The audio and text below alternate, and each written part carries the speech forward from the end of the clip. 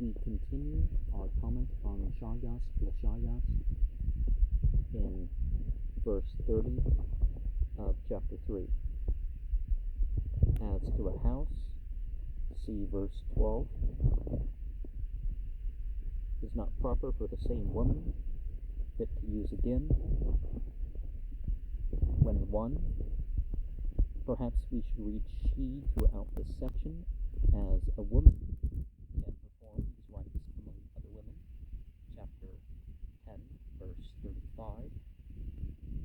And the idea of the women not leaving the men isn't a sexist thing. It's often thought of as a real thing, because if the women are bending over and touching the participants and stuff like that, then it has a different context when you're dealing with different genders.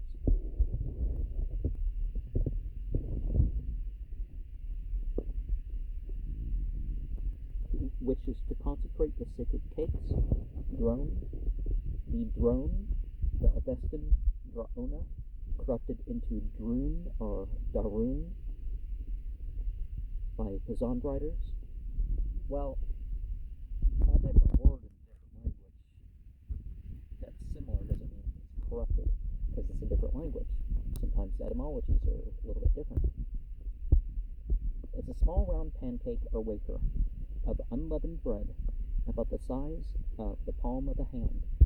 It is made of wheaten flour and water, with a little clarified butter, and is flexible. A drone is converted into a frasast by marking it on one side before frying, with 9 superficial cuts in 3 rows of 3 each, made with the fingernail, while thrice repeating the words, Humat, Hukt, Huvarst. Well thought, well said, well done. 1 word to each of the 9 cuts. Any drone or frasast that is torn must not be used in any ceremony. In the drone ceremony, 2 drones are placed separately by the priest upon a very low table before him, on its left side, the near one having a small piece of butter, ga'us, thou upon it. 2 frasast are similarly placed upon its right hand side,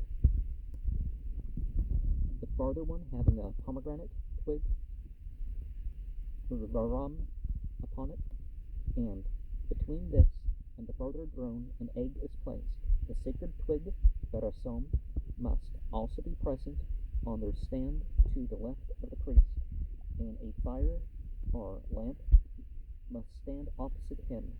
On the other side of the table, the priest recites a certain formula of consecration, chiefly Yasna 3, 1 to 8, 9, during which he uplifts the sacred twigs and mentions the name of the angel or the guardian spirit of the deceased person, in whose honor the ceremony is performed. After consecration, pieces are broken off the drones by the officiating priest and are eaten by himself and those present, beginning with the priests. See Haug's Essays, page 396, 407, and 408. EV, page 147. At some point I may read some of those things.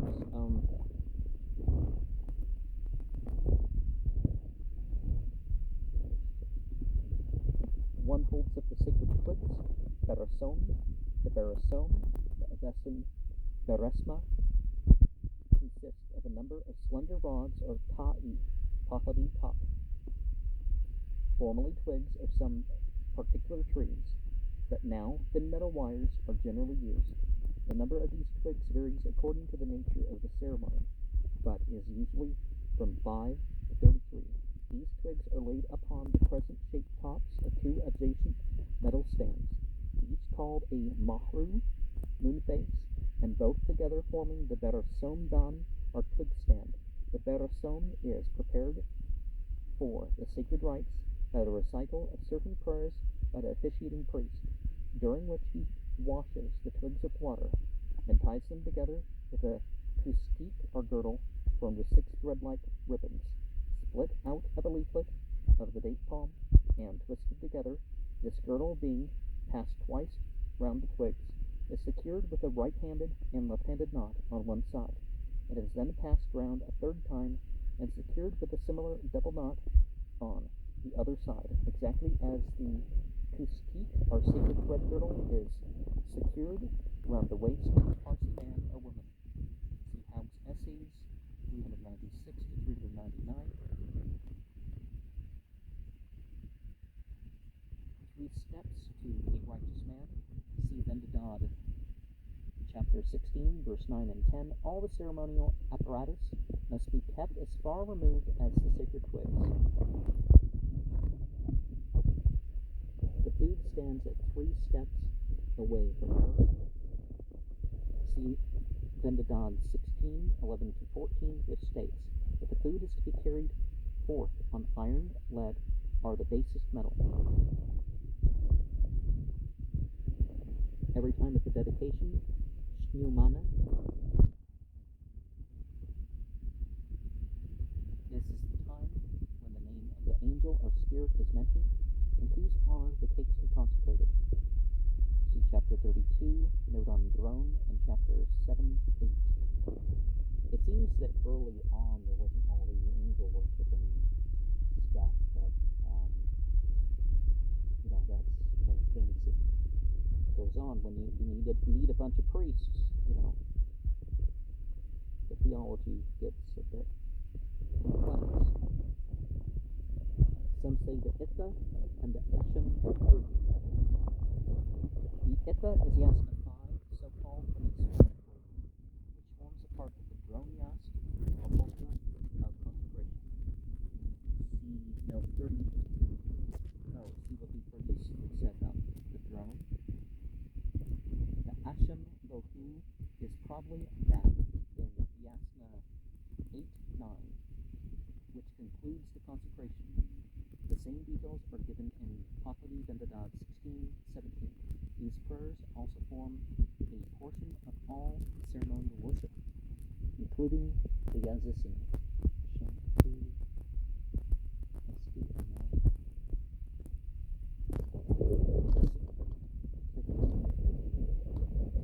And chapter 4, 2.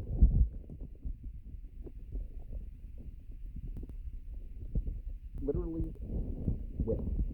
That is, extra width or slackness around the waist, as the girdle sits very loosely over a loose shirt, or as the text implies, the slackness ought to admit 3 fingers together, projecting edgeways from the waist.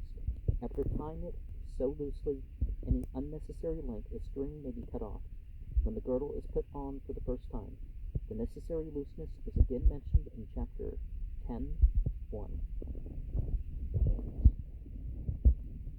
In a way, the sacred thread is meant to last a lifetime. Just be careful with it and make it last a lifetime. So it's not meant to be jerked about like a rope that would pull an animal. Although you do have fast motions and stuff with it, but it's loose for that purpose. Exactly 3 finger breadths together, literally extreme to extreme. Ra'esman a ra'esman thing. Usvaras for sarasar. One who retains the prayer inwardly, that is, has begun the prayer formula requisite while tying on the girdle with a baz or muttered prayer. See chapter 3, verse 6. And it is not proper. The meaning appears to be that he must not tie the girdle a second time without recommencing the prayer formula.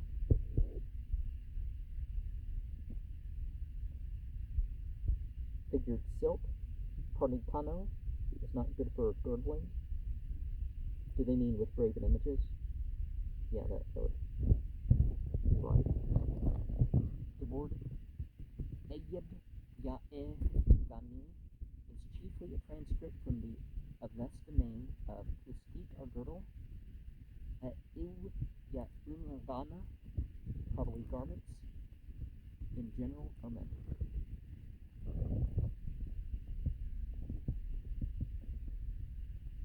And of wood, perhaps dareen may mean cloth of bark, hemp, or flax here. 4 finger breadths of shirt. The sacred shirt worn by Parsis of both sexes, young children excepted, in India is a very loose tunic of white muslin with very short loose sleeves covering part of the upper arm. It is called sadara, Persian sudara, in Gujarati, and shapik, Persian shabik.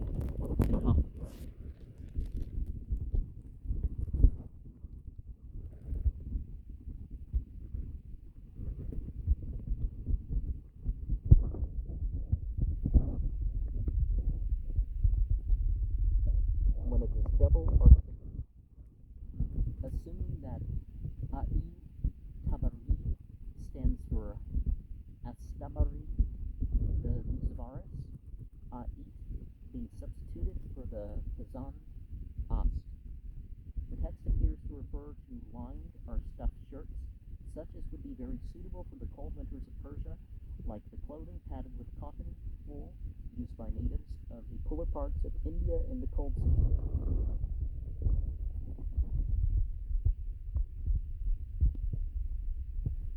Even then, it is not undressed.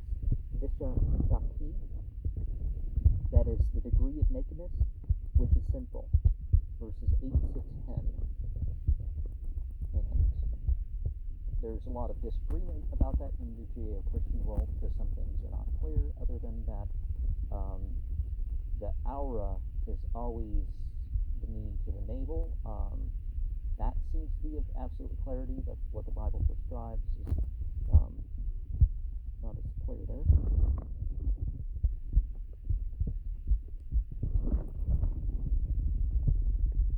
I mean, this isn't biblical tradition, but I'm drawing the comparison. Then it is for him a root of the sin owing to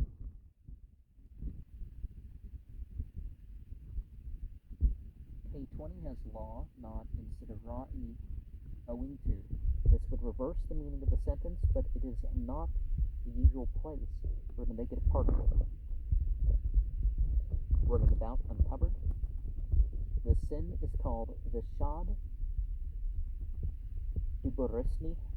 It is mentioned in the Pahlavi Vendada 5, 167, 748. It is not described there. The usual definition of the sin is walking about without the sacred girdle, and it is generally classed with the 2 other Parsi sins of walking with one boot and making water on foot. Avestan 25, verse 5 and 6, sometimes the 4th Parsi sin, unseasonable chatter, is associated with them, as in the text. This is supposed to be punished in a different manner in hell. See the Avestan 23. Or, what's AE center? Art of Iraq? Yeah, that makes sense. So, in Islam, it's not listed as a sin to urinate standing up. It's talking about you should be careful not to get a mess on you, minimize what you're doing there, clean up as best as you can, try to have some privacy.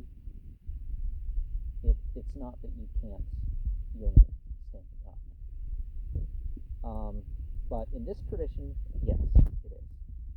And so is that why some of it crossed over? Is because the rulings about men shouldn't urinate standing up? Yeah, I'm sure as people get older, it's easier when they sit down. Wrong. And most situations of using the restroom,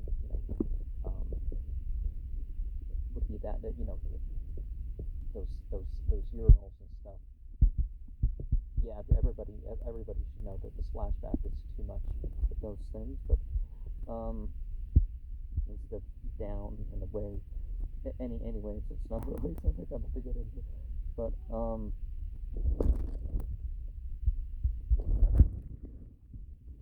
the sin of running out uncovered, further one of those, indicating that it is not absolutely necessary to wear the sacred thread girdle till one is 15 years old. Arises at 15 years of age. Oh, okay, we're a bit off here. The sin of unseasonal chatter. The sin is Vishad Doberesny.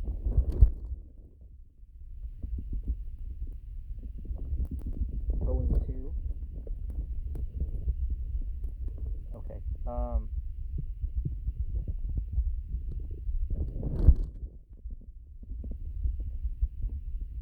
The sin of running about, uncovered as far as 3 steps as a barman. Each step of the 4th is a Tanapuhar sin.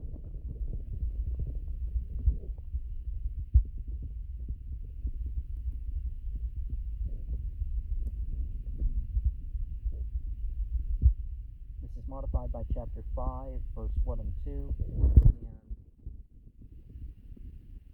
unseasonal chatter is the Drayan Yesni, literally ignorance or chattering. It consists of talking while eating, praying, or at any other time when a prayer log has been taken inwardly and is not yet spoken aloud. Many details regarding it are given in the next chapter. The sin consists in breaking the spell or destroying the effect of the log.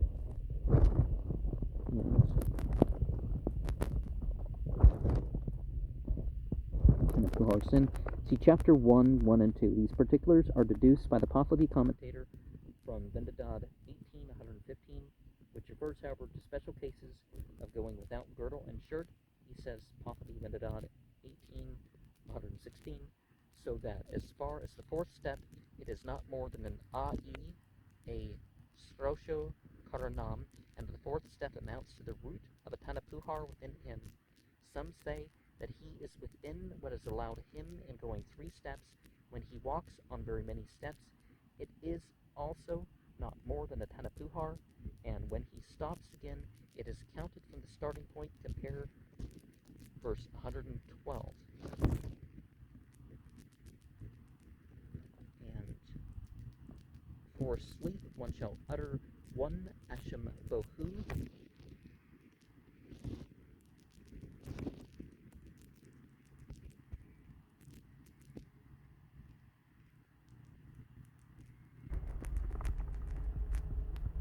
see Bundahis 20 verse 2. The same details are given in 10:24.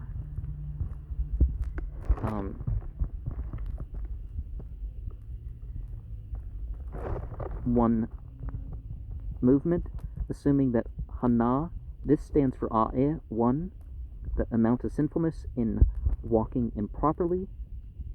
Shad appears to be deduced from that incurred by walking improperly dressed. And walking with 1 boot.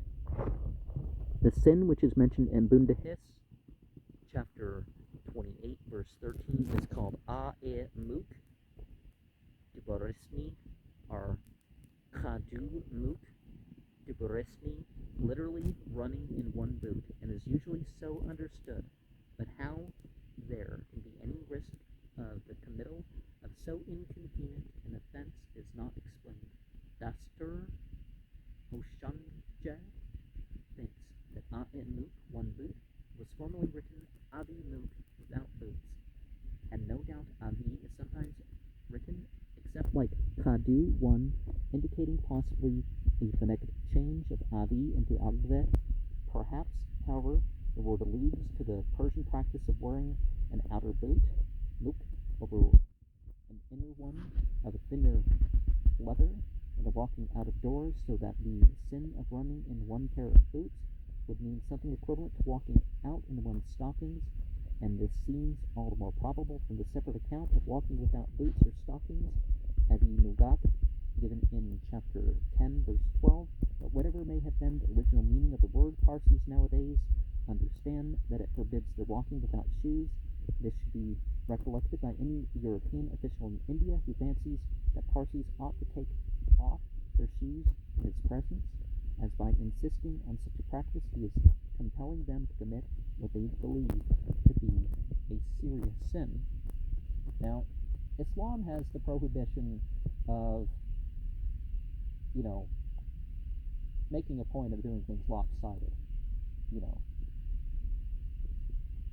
like in general, it might even be a good idea, like if you damage your shoe to like, you know, not try to hop about on one shoe or something like that. That might actually mean more of a indication towards possible injury. And with every coming and going of breath, Vayo is a good work of 3 Strosho Karanans. Now, before I get into this long comment here, part of that is associated with spirits taking on weird forms and people imitating some of that. So, are doing weird things as part of their alliances. The Avestan Sraosho Karana appears to have been a scourge with which offenders were lashed by the assistant priests. See Vendidad 3, 125, 129, 438, and so on. And a Srosho Karanam was therefore originally one lash with a scourge, as the gravity of an offense was measured by the number of lashes administered. When this term was transferred from the temporal to the spiritual gravity of sin, it was considered as the unit of weight by which sins were estimated, and by a further process of reasoning, the good works necessary for counterbalancing sins were estimated by the same unit of weight. Regarding the amount of a Srosho Karanam, there is much uncertainty according to chapter 16.5 and Pahlavi Vendidad 6.15. It is the same as a Farman, and this appears to be the case also from a comparison of verse 10 with Pahlavi Vendidad 18.116. See note on verse 10. But according to chapter 11.2, it is half a Farman, and the Farman is also probably the degree of improvement mentioned of 3 Srosho Karanams, as the least weight of sin are good works that will turn the scale in which the soul's actions are weighed after death. See chapter 6.3. This uncertainty may perhaps have arisen from the AE1 and the cipher 3 being often written alike in Pahlavi. But besides this uncertainty, there is some accordance between the various accounts of the actual weight of a Srosho Karanam, as may be seen in chapters 10.24, 11.2, 16.5, and the weight of the Srosho Karanam is not often mentioned in the Pahlavi Vendidad, for wherever it translates the Avestan Sraosho Karana, it means lashes with a scourge. But the weight of 1 Sraosho Karanam is mentioned in Pahlavi Vendidad 6.15, 3 Srosho Karanams in 442, 736, 17, 11, 1855, and 116, and 5 Srosho Karanams in 16.8. His renunciation of sin is accomplished. Now, I'm not sure how standard it was, but I have read how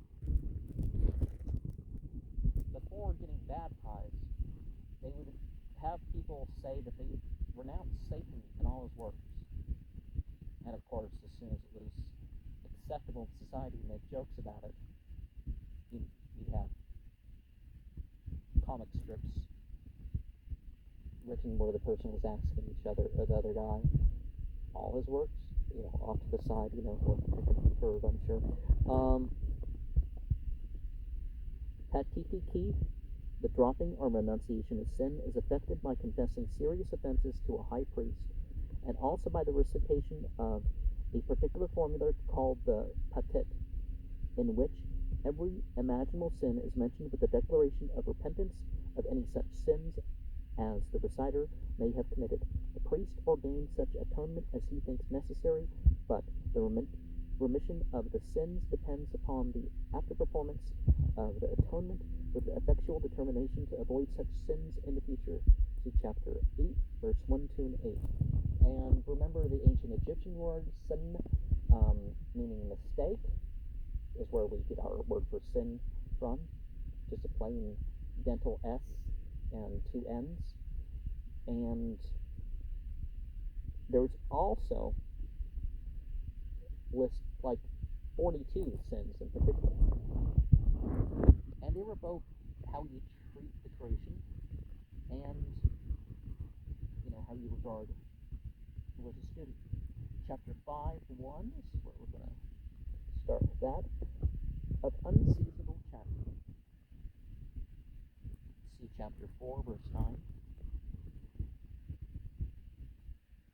Under the tuition of his father, innocent, that is, intending no harm, as contrasted with sinful or willful chatter in defiance of instruction.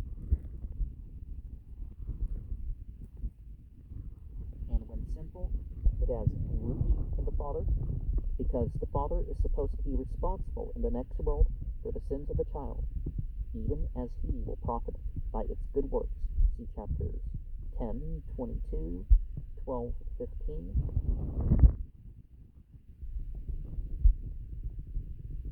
But is able to say its Itha and Eshem Buhu. Eshem Bohu. See chapter 3, verse 35. It is the root of unseasonable chatter for him. Inattention to prayers, evinced by improper silence, is thus put upon the same footing as inattentive, evinced by improper talking. This portion of the sentence is omitted in K20.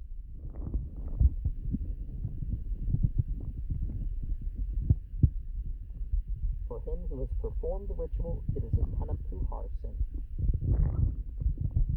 See chapter 1, verse 1 and 2. It is a greater sin in officiating priests than in other persons present at the ceremony.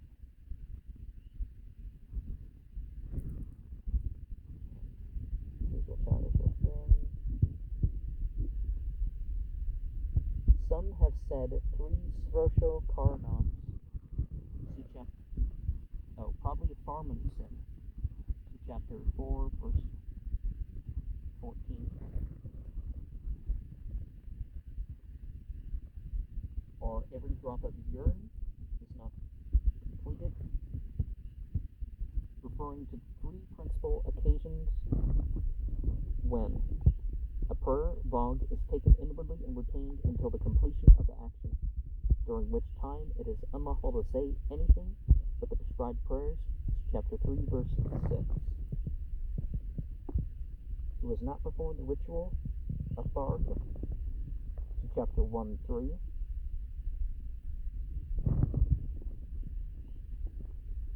Medokma, literally believe or trust to. No, that's not. That's probably the next one, and does not attend to.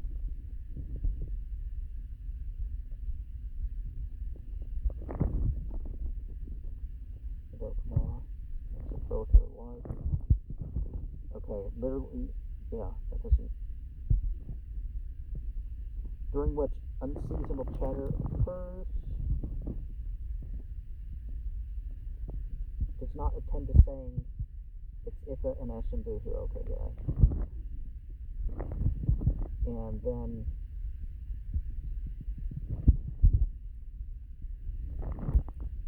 Medokma, believe or trust to.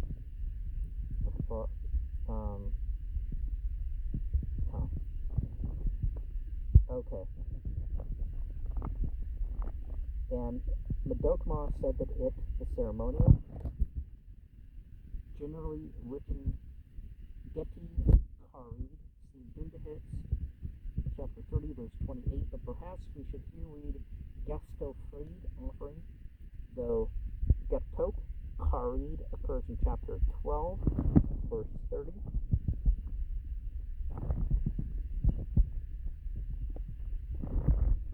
Gatok Karid, okay.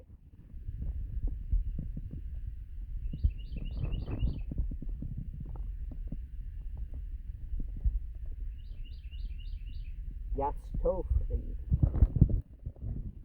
The manuscripts have merely stofried, which occurs differently from the foregoing Ghetto-Karid, only in one Pahlavi letter. So we should probably read the same word in both cases, but which of them it ought to be is uncertain.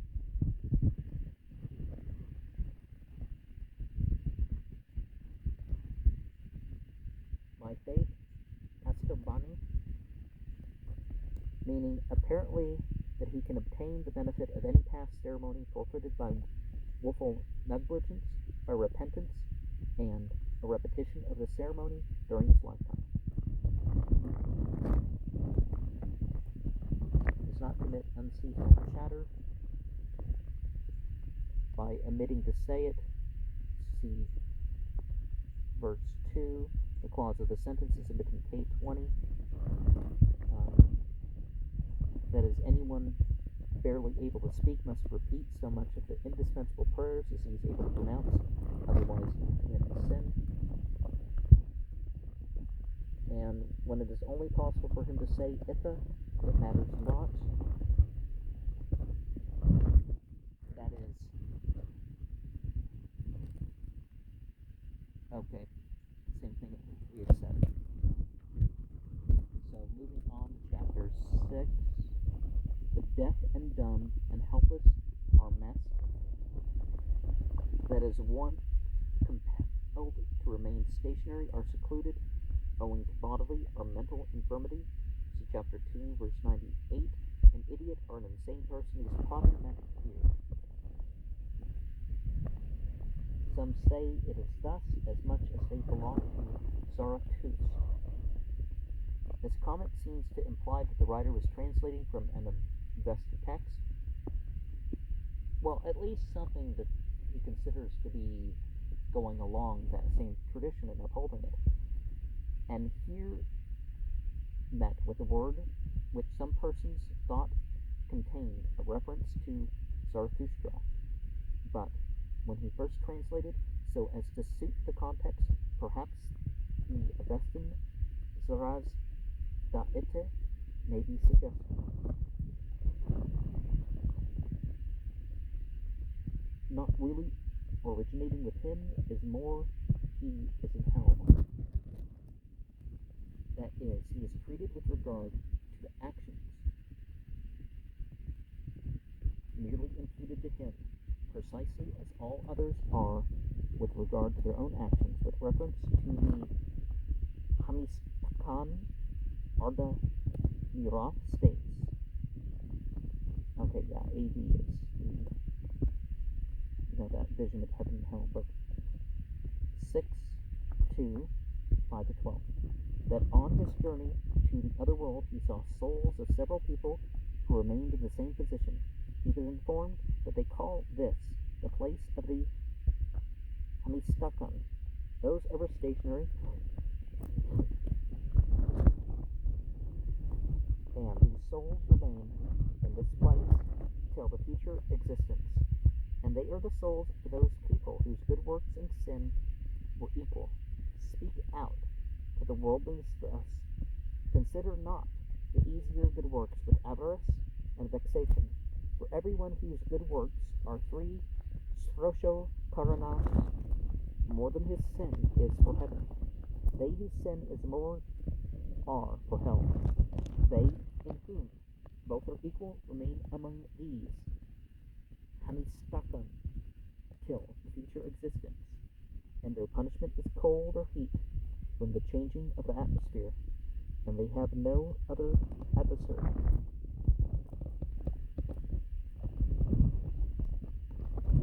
Okay, the ever stationary Hamistakan. And probably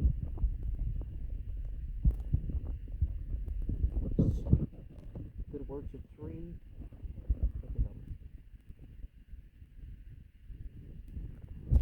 Probably equivalent to a Farman sin, see chapter 1, verse 1 and 2, 4, 14.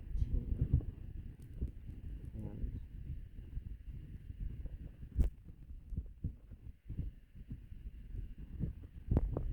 okay, I'm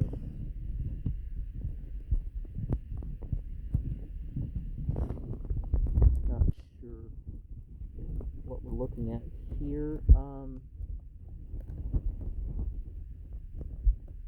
This appears to be okay. Must attain Gorodman. So before that we have Soshan said. Okay, and when his good works are won, attains the best existence, something performed. Okay. Gorodman. This appears to be another name for Gorodman, the abode of song.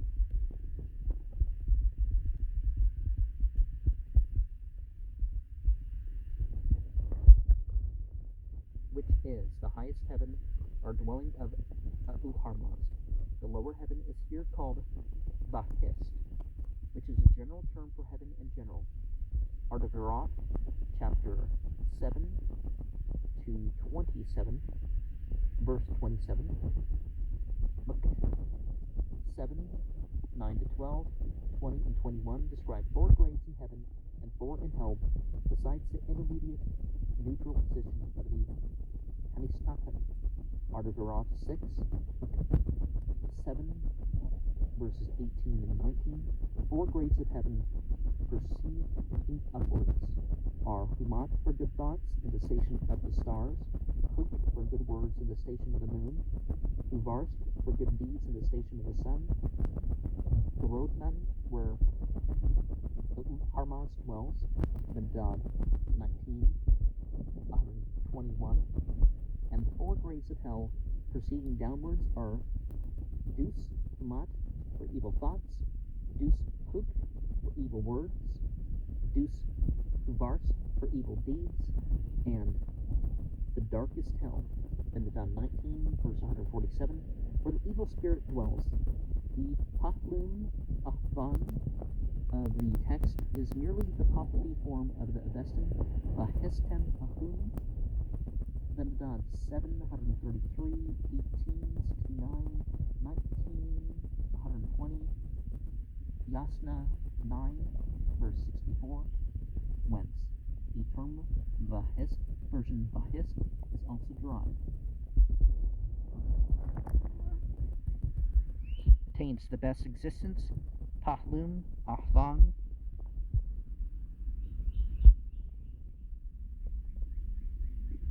But we're jumping to who aren't in any way near to the imperishable existence, and we saw Gorodman after Gorod Maniki earlier in that verse.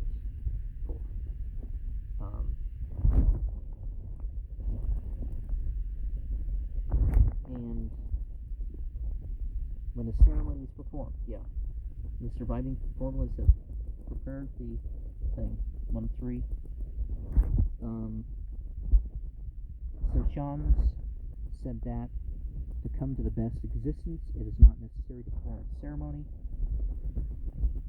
Reading A'e 1, supposing that this Pazan form has been substituted for the original Huzvaris Chaduk 1, this supposition being necessary to account for the A'e preceding its noun, instead following it, and without it, we ought to read 3 instead of 1, which seems, however, hardly reconcilable with the context, but compare the Pahlavi Vendad 736. This is an instance of the ambiguity occasioned by A'e 1 and the cipher 3 being often written alike in Pahlavi, as already noticed in page 289, note 3.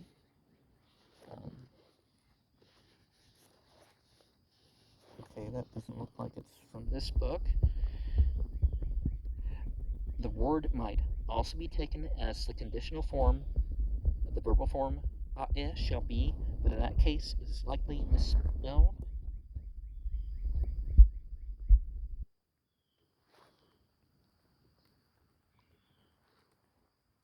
The Pahlum Avan is mentioned in verse 3, and his good works are 1 Tanakuhar. A similar exclamation must attain Gorodman.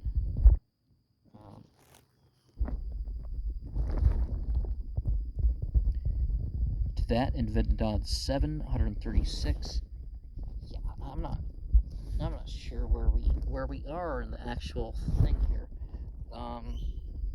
See chapter 1-4, imperishable existence, or is that the expression? And Kushtano Buged is that expression. That is one of another religion and not an apostate nor an atheist, is in Akdino. Okay, so we're one off. So before that we had the Kushtano Buged, imperishable existence. Before that, Gorodman, his good works are one. Soshan said that. Pahlum Avan before that. Srosho Karanans. Isakan before that. Okay. The Sinik congregation. It's not easy to identify this Sinik Vaskarti, but Professor J. Dermestester suggests that the term may have been applied to the Manichaeans settled in eastern Turkestan and western China, whence they may have been called Sinik, the country of the Seni. The Avestans saw Ene being identified with Kinistan or China in Bundahist 1529 because the Sin is the Arabic name of the latter. This is confirmed in some extent by a passage of the Din card. See the Dastur Peshotanu's edition of the Pahlavi text, where these three foreign religions are mentioned: that of the Jews from Arum, that of the Messiah from the West. Well, the Bible doesn't really have one Messiah, but, Christianity. And that of Mane from Turkestan. Dermestester further points out that the following passages in Barbier de Maynard's French translation of the Mas Udi, which show that the Manichaeans had a considerable influence in eastern Turkestan as late as 944 of the Common Era. Maynard 1:268 says the Turks, the Kuzlug, and the Tagazgaz, who occupy the town of Kusan, situated between Khorasan and China, and who are now 944, the most valiant, the most powerful, the best governed of all the Turkish races and tribes. Their kings bear the title of Irkhan, Subkhan, maybe, and they alone among these nations profess the religion of Mani. The Manichaeans, they were called that because Manichi, like he, he lives. Again, after stating that the Chinese were, at first, Samanians, Buddhists, it is added, Maynard 258, their kingdom is contiguous to that of Tagazgaz, who, as we have said above, are Manichaeans, and proclaim the simultaneous existence of the two principles of light and darkness. These people were living in simplicity and in a faith like that of the Turkish races.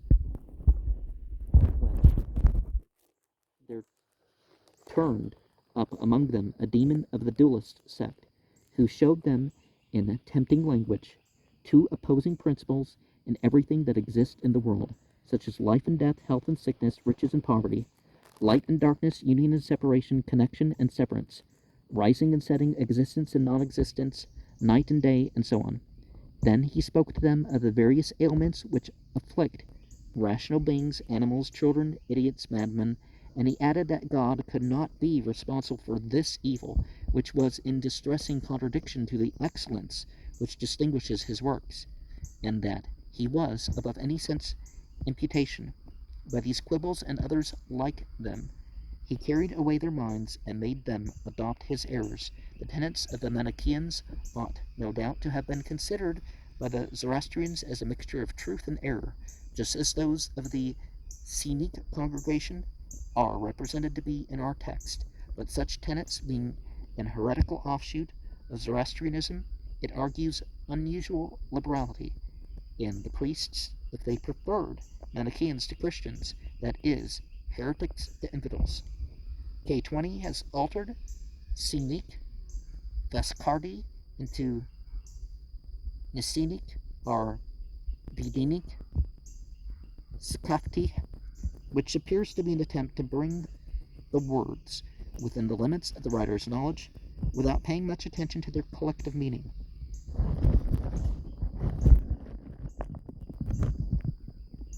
The Zandik, a sect, according to its name, probably adhered to a certain heretical interpretation, Zond, in preference to the orthodox Avesta and Zond. Naryosang, in his Sanskrit version of Book 36:16, explains a Zandik as one who thinks well of Aharman and the demons.